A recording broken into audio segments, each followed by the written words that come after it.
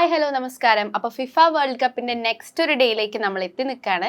ഇന്നലത്തെ ഒരു ദിവസം നോക്കുകയാണെങ്കിൽ എന്തുകൊണ്ടും വളരെ നല്ലൊരു ദിവസമായിരുന്നു, especially for Argentina, France and Norway.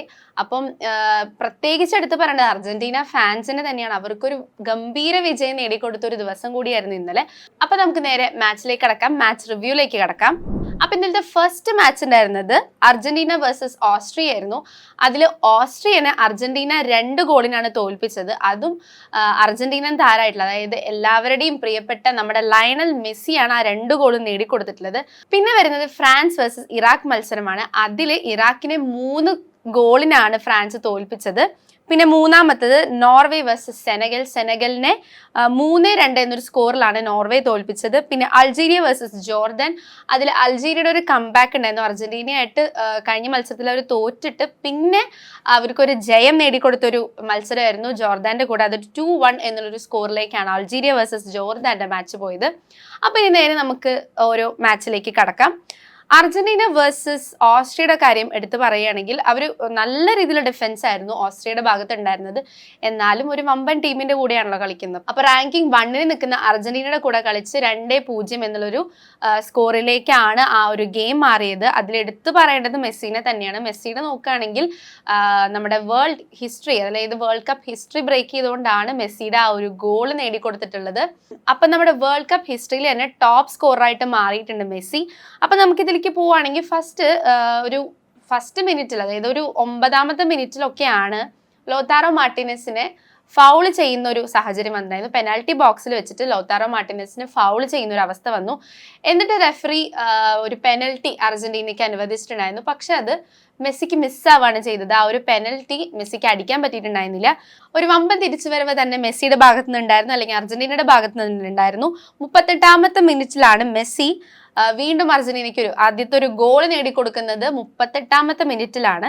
പിന്നെ വരുന്നത് വീണ്ടും മെസ്സി, അതായത് നമ്മുടെ കളി അവസാനിച്ച് 90 മിനിറ്റും അത് കഴിഞ്ഞിട്ട് എക്സ്ട്രാ ഒരു 5 മിനിറ്റിലാണ് വീണ്ടും മെസ്സി തന്നെ ഒരു ഗോൾ അർജന്റീനയ്ക്ക് നേടിക്കൊടുക്കുന്നത്. അപ്പൊ ഇപ്പൊ ടോട്ടല് മെസ്സിയുടെ സ്കോർ നോക്കുകയാണെങ്കിൽ, അല്ലെങ്കിൽ ആ ഒരു ഗോള് ഈ വേൾഡ് കപ്പിൽ കൊടുത്തിട്ടുള്ള ഏകദേശം 5 ഗോളോളം ആണ് മെസ്സിയുടെ ഭാഗത്തുനിന്ന് ഒരു ഗോൾ അർജന്റീനയ്ക്ക് കൊടുത്തിട്ടുള്ളത്. പിന്നെ നമുക്ക് കാണാൻ പറ്റുന്ന ഒരു കാഴ്ച എന്താന്ന് വെച്ച് കഴിഞ്ഞാൽ പലവർക്കും ഗോൾ അടിക്കാനുള്ള അവസരങ്ങൾ ഉണ്ടായിട്ടോ. അതായത് ഇപ്പൊ അർജന്റീന പ്ലേയേഴ്സിന് ഒരുപാട് പേർക്ക് ഗോൾ അടിക്കാനുള്ള അവസരം ഉണ്ടായിട്ട്, അതായത് ആ ഒരു ബോക്സ് ഫ്രീ ആയി കിടക്കുന്ന സമയത്ത് പോലും അതൊരു അസിസ്റ്റ് ആയിട്ട് മാറി പിന്നെ അത് മെസ്സിക്ക് കൊടുക്കുന്ന രീതിയിലായിരുന്നു പല ഗോളുകളും പോകുന്നത്. അപ്പൊ നമുക്ക് അവർക്ക് അടിക്കാൻ പറ്റുന്ന, മറ്റ് പ്ലേയേഴ്സിന് അടിക്കാൻ പറ്റുന്ന രീതിയിലായിരിക്കും ഗോൾസ് ഉണ്ടാവുക.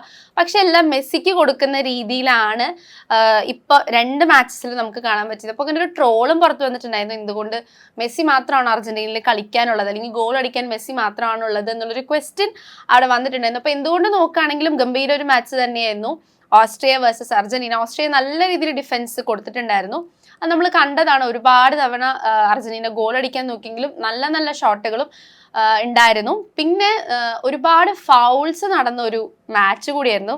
അങ്ങോട്ടും ഇങ്ങോട്ടും നല്ല രീതിക്ക് തന്നെ ഫൗൾ പോകുന്നുണ്ടായിരുന്നു. ഇപ്പം ഓസ്ട്രിയ ആയിക്കോട്ടെ അർജന്റീന ആയിക്കോട്ടെ 2 ടീമിന്റെ ഭാഗത്തു നിന്നും നല്ലപോലെ ഫൗള് പോയിട്ടുള്ള ഒരു മാച്ച് കൂടിയായിരുന്നു അർജന്റീന വേഴ്സസ് ഓസ്ട്രിയ മാച്ച്. ഇനി 2ാമത്തെ മാച്ച് നോക്കുകയാണെങ്കിൽ ഫ്രാൻസ് വേഴ്സസ് ഇറാഖിന്റെ ആണ്. അപ്പൊ അതിലൊരു പ്രത്യേകത ഉണ്ട്. വേൾഡ് കപ്പ് ഹിസ്റ്ററിയിൽ തന്നെ ഒരു ഗെയിം സസ്പെൻഡ് ചെയ്യണത് ഈ ഒരു ഗെയിമിലായിരിക്കും. ഫ്രാൻസ് വേഴ്സസ് ഇറാഖ് നല്ല രീതിയിലുള്ള ലൈറ്റനിങ്ങും അതുപോലെ മഴയും കാരണം കൊണ്ടാണ് ആ ഒരു ഗെയിം സസ്പെൻഡ് ചെയ്തത്. സസ്പെൻഡ് ചെയ്തിട്ട് മുമ്പേ എംബാപ്പെ ഒരു ഗോൾ നേടിയിട്ടുണ്ടായിരുന്നു. അതായത് സസ്പെൻഡ് ചെയ്യുന്നതിനും തൊട്ട് മുമ്പേ ആയിട്ട് എംബാപ്പെ ഒരു ഗോൾ ഫ്രാൻസിന് നേടിക്കൊടുത്തു. 14ാമത്തെ മിനിറ്റിലാണ് എംബാപ്പെ ഒരു ഗോൾ നേടിക്കൊടുക്കുന്നത് ഫ്രാൻസിന് വേണ്ടിയിട്ട്. പിന്നെ ആ ഗെയിം വീണ്ടും തുടർന്ന് 54ാമത്തെ മിനിറ്റിൽ വീണ്ടും എംബാപ്പെ ഒരു ഗോൾ നേടിക്കൊടുക്കുന്നുണ്ട്. പിന്നെ 66ാമത്തെ മിനിറ്റിലാണ് ഡെംബലെ എന്ന് പറയുന്ന പ്ലെയർ ഫ്രാൻസിന് വേണ്ടി വീണ്ടും ഒരു ഗോൾ നേടിക്കൊടുത്ത് അങ്ങനെ ഒരു 3-0 എന്ന് പറയുന്ന ഒരു സ്കോറിലേക്ക് ആ ഒരു മാച്ച് മാറാണ് ചെയ്തത്. അപ്പം അർജന്റീനയുടെയും ഫ്രാൻസിന്റെ കാര്യം നോക്കുകയാണെങ്കിൽ അവർ 2 മാച്ചിലും ഗംഭീര വിജയമാണ് കാഴ്ചവെച്ചിട്ടുള്ളത്.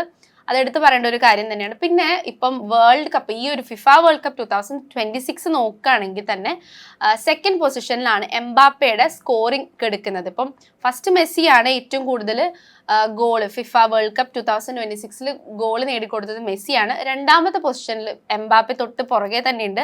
അപ്പൊ എംബാപ്പയുടെ നല്ലൊരു മുന്നേറ്റം തന്നെയാണ് ഈ ഗെയിമിലും നടന്നിട്ടുണ്ടായിരുന്നത്. അപ്പൊ 2 ഗോളാണ് എംബാപ്പയുടെ വക ഫ്രാൻസിന് നേടിക്കൊടുത്തത്. നല്ലൊരു ഗെയിം തന്നെയായിരുന്നു. നല്ല രീതിയിൽ അറ്റാക്ക് ആയാലും ഡിഫൻസ് ആയാലും മിഡ്ഫീൽഡ് ആണെങ്കിലും അടിപൊളിയായിട്ട് തന്നെ 2 ടീമും കൊണ്ടുപോയിട്ടുണ്ടായിരുന്നു. പിന്നെ മൂന്നാമത്തെ മത്സരം നോക്കുകയാണെങ്കിൽ നോർവേ വേഴ്സസ് സെനഗലിന്റെ മാച്ചാണ്. നമുക്കറിയാം രണ്ടും നല്ല കിടിലൻ ടീമാണ്. നോർവേ ആയിക്കോട്ടെ സെനഗൽ ആയിക്കോട്ടെ രണ്ടും നല്ല കിടിലൻ ടീമാണ്. അപ്പൊ അവരുടെ ഒരു ഗംഭീര പോരാട്ടം തന്നെയായിരുന്നു കാഴ്ച നമുക്ക് കാണാൻ പറ്റിയിട്ടുണ്ടായിരുന്നത്. അപ്പൊ അതിൽ നോർവേക്ക് വേണ്ടി ഫസ്റ്റ് ഗോൾ അടിക്കുന്നത് 43-ാമത്തെ മിനിറ്റിൽ പെഡർസൺ എന്ന് പറയുന്ന ഒരു പ്ലെയർ ആണ് നോർവേക്ക് ഫസ്റ്റ് ഗോൾ നേടിക്കൊടുക്കുന്നത്.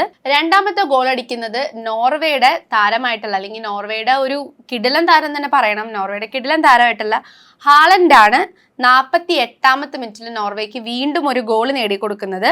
അത് കഴിഞ്ഞ് പിന്നെ നമ്മുടെ സെനഗലിന്റെ തിരിച്ചുവരവായിരുന്നു. സെനഗല് 53-ാമത്തെ മിനിറ്റിൽ സർ എന്ന് പറയുന്ന പ്ലെയർ ആണ് സെനഗലിന് വേണ്ടി ഒരു ഗോൾ നേടിക്കൊടുക്കുന്നത്. അപ്പം 2-1 എന്നുള്ളൊരു സ്കോറിലേക്കാണ് അത് മാറിയിട്ടുണ്ടായിരുന്നത്. അപ്പം ആ ഒരു മാച്ചിന്റെ ഹാഫ് ടൈം കഴിയുമ്പോൾ 2-0 ആയിരുന്നു. 2 ഗോളുകളാണ് നോർവേ ഹാഫ് ടൈമിന് മുമ്പേ നേടിയിട്ടുണ്ടായിരുന്നത്. പിന്നെ ഹാഫ് ടൈം കഴിഞ്ഞപ്പോഴാണ് സെനഗലിന്റെ ഒരു തിരിച്ചുവരവ്. 53-ാമത്തെ മിനിറ്റിൽ സർ എന്ന് പറയുന്ന ഒരു പ്ലെയർ സെനഗലിന് വേണ്ടി ഒരു ഗോൾ നേടിക്കൊടുത്തു. അതിന് മറുപടിയായി വീണ്ടും ഹാലൻഡ് 58-ാമത്തെ മിനിറ്റിൽ ഹാലൻഡിന്റെ ഒരു ഗോൾ വീണ്ടും. അങ്ങനെ 2 ഗോൾസ് ആണ് ഇന്നലത്തെ മാച്ചിൽ ഹാലൻഡ് നോർവേക്ക് നേടിക്കൊടുത്തിട്ടുള്ളത്.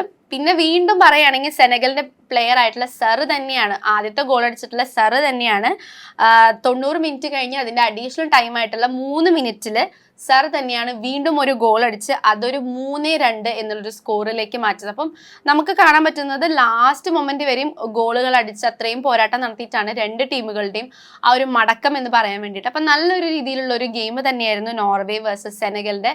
അപ്പൊ പിന്നെ നമുക്ക് പറയുകയാണെങ്കിൽ ഇപ്പൊ നമ്മള് മെസ്സിയുടെ പറഞ്ഞു, മെസ്സി വേൾഡ് കപ്പിൽ ഇപ്പോൾ ഫസ്റ്റ് പൊസിഷനിലാണ് നിൽക്കുന്നത്. ഈ ഒരു വേൾഡ് കപ്പിലായാലും ടോട്ടൽ ഹിസ്റ്ററിയിലായാലും വേൾഡ് കപ്പിൽ ഇപ്പോൾ 2026 നോക്കുകയാണെങ്കിൽ വേൾഡ് കപ്പിൽ ഫസ്റ്റ് നിൽക്കുന്നത് മെസ്സിയാണ്. പിന്നെ എംബാപ്പെ ഉണ്ട്, തൊട്ടുപുറകെ ഹാലൻഡും ഉണ്ട്. ആ 3 പേരും ഗംഭീര പ്രകടനം തന്നെയാണ് ഇപ്പോൾ കാഴ്ചവെച്ചുകൊണ്ടിരിക്കുന്നത്. നമുക്ക് അറിയില്ല ഇനിയിപ്പോൾ എങ്ങനെയായിരിക്കും ഈ സ്കോറുകൾ എങ്ങനെയായിരിക്കും ഇനി മാറി മറിയോ എന്നുള്ള കാര്യത്തിലൊക്കെ നമുക്ക് നോക്കിയിരിക്കേണ്ടതുണ്ട്.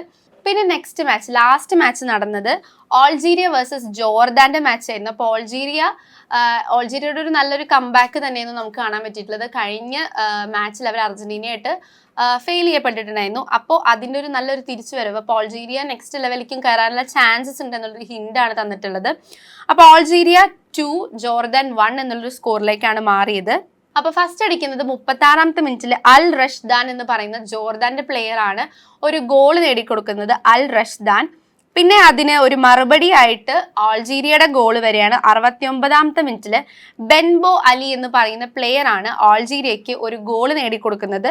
പിന്നെ ആൾജീരിയയുടെ പ്ലെയർ ആയിട്ടുള്ള ഗൊയ്രി എന്ന് പറയുന്ന പ്ലെയർ ആണ് 82-ാമത്തെ മിനിറ്റിൽ അതൊരു ലീഡ് പൊസിഷനിലേക്ക്, അപ്പൊ ആൾജീരിയയുടെ ഒരു ജയത്തിന് സഹായിച്ചൊരു ഗോളായിരുന്നു ഗൊയ്രിയുടെ ഭാഗത്ത് നിന്നുണ്ടായിരുന്നത്. അപ്പൊ ആ ഒരു മാച്ച് അവിടെ എൻഡ് ചെയ്തത് 82-ാമത്തെ മിനിറ്റിൽ ഒരു ഗോളോട് കൂടിയിട്ടായിരുന്നു. 2-1 എന്നുള്ളൊരു സ്കോറിലേക്കാണ് ആ ഒരു മാച്ച് നിന്നത്. അപ്പൊ നമുക്ക് ഇന്നലത്തെ ഒരു ദിവസം നോക്കുകയാണെങ്കിൽ എന്തുകൊണ്ടും മെസ്സിയുടെയും എംബാപ്പയുടെയും ഹാലൻഡിന്റെയും ഒരു ദിവസമായിരുന്നു. Especially for Argentina fans. അവർക്ക് ഇതിലും വലിയൊരു സന്തോഷമില്ല. ഒരു ഗോൾ അടിച്ചാൽ തന്നെ ഒരു ചരിത്ര നിമിഷത്തിലേക്കാണ് മെസ്സിയുടെ ആ ഒരു ഗോളിന് സാക്ഷ്യം വഹിച്ചിട്ടുള്ളത് നമ്മൾ. ഇനി നോക്കുകയാണെങ്കിൽ അടുത്ത മാച്ചിന് വെയിറ്റിംഗ് ആണ് പോർച്ചുഗൽ ഫാൻസ്. പോർച്ചുഗൽ വേഴ്സസ് ഉസ്ബെക്കിസ്ഥാന്റെ മാച്ചാണ് ഇന്ന് രാത്രി 10:30 അരങ്ങേറുന്നത്. അപ്പൊ നമുക്കറിയില്ല കഴിഞ്ഞ ഫസ്റ്റ് ഓപ്പണിംഗ് മാച്ചിൽ പോർച്ചുഗലിൽ അങ്ങനെ ഒരു വിജയം അല്ലെങ്കിൽ അവരുടെ ആ ഒരു പൊട്ടൻഷ്യൽ പുറത്തേക്ക് എടുക്കാൻ പറ്റിയിട്ടുണ്ടായിരുന്നില്ല. ഒരുപാട് വിമർശനങ്ങളായിട്ടൊക്കെ വന്നിട്ടുണ്ടായിരുന്നു പോർച്ചുഗലിനെതിരെയും റൊണാൾഡോക്കെതിരെയും ഒരുപാട് വിമർശനങ്ങളും അതുപോലെ അവിടുത്തെ പ്ലേയേഴ്സിനും ഒരുപാട് വിമർശനങ്ങൾ വാങ്ങേണ്ടി വന്നിരുന്നു അവരുടെ ഓപ്പണിംഗ് മാച്ചിൽ. അപ്പം ഈ മാച്ചിൽ അവർ തിരിച്ചു പിടിക്കുമോ എന്താന്നുള്ളത് നമുക്ക് കണ്ടറിയണം. ഇനി നാളെ വരുന്ന മാച്ചസ് ആണ്. നാളെ ഇംഗ്ലണ്ട് വേഴ്സസ് ഘനയുടെ മാച്ച് നടക്കുന്നുണ്ട്. ഇംഗ്ലണ്ട് വേഴ്സസ് ഘനയുടെ മാച്ച് രാവിലെ 1:30 നടക്കുന്നത്. അതുപോലെ 4:30 പനാമ വേഴ്സസ് ക്രൊയേഷ്യയുടെ മാച്ച്, 7:30 കൊളംബിയ വേഴ്സസ് കോങ്കോയുടെ മാച്ചാണ് നടക്കുന്നത്. അപ്പൊ ഇതൊക്കെയാണ് നാളത്തെ മാച്ചസ്. അപ്പൊ വെയിറ്റിംഗ് ആണ് പോർച്ചുഗലിന്റെ ഒരു മാച്ച് കാണാനായിട്ട്. പോർച്ചുഗൽ ഫാൻസ് മാത്രമല്ല ബാക്കി എല്ലാവരും പോർച്ചുഗലിന്റെ മാച്ച് കാണാനും റൊണാൾഡോനെ കാണാനുമായിട്ട് വെയിറ്റിംഗ് ആണ്. അപ്പൊ നമുക്ക് നോക്കി നോക്കാം എന്തായിരിക്കും നെക്സ്റ്റ് ദിവസം നടക്കാൻ പോകുന്നത്, അല്ലെങ്കിൽ ഇന്ന് രാത്രി എന്തായിരിക്കും പോർച്ചുഗലിന്റെ ഒരു വിധി എന്നുള്ളത് നമുക്ക് പിന്നെ അറിയാം.